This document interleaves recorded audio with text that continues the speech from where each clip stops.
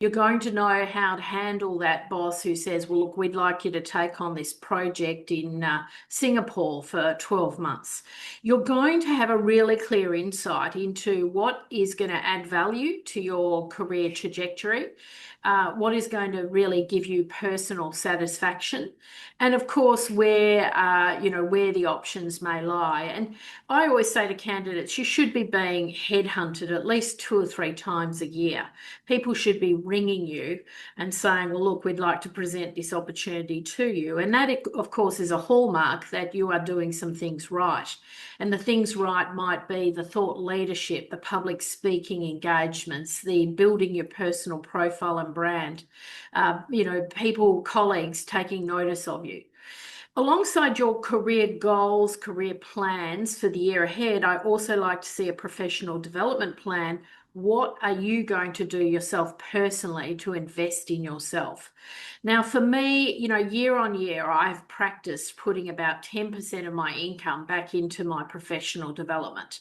A couple of years back, I undertook a master's degree.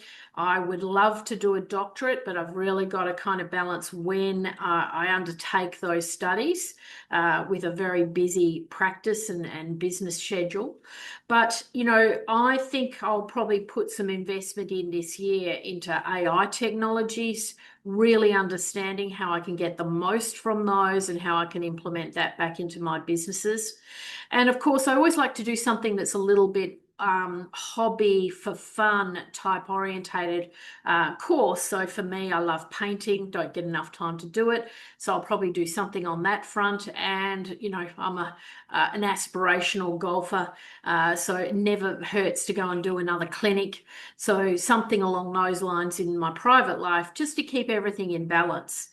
The world's your oyster. I think we're going to see a lot of very big economic uncertainty this year. And it would be very easy to become, chicken little, running around, the sky's falling in.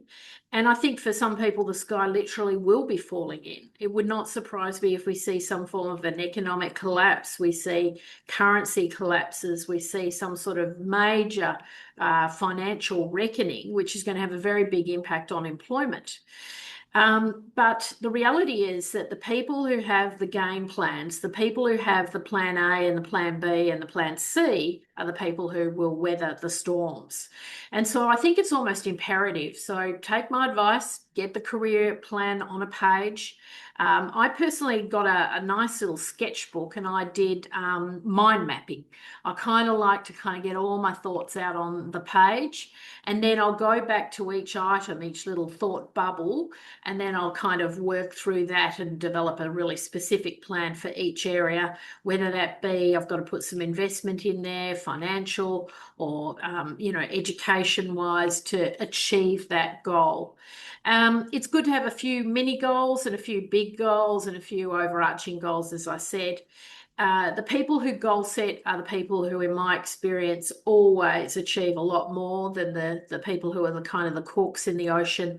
If you really want to be master of your own destiny this year, I think it's imperative that you take some time. We've got a couple of nice weeks now in the year where things are nice and quiet. People are still on holidays. People are still in holiday mode.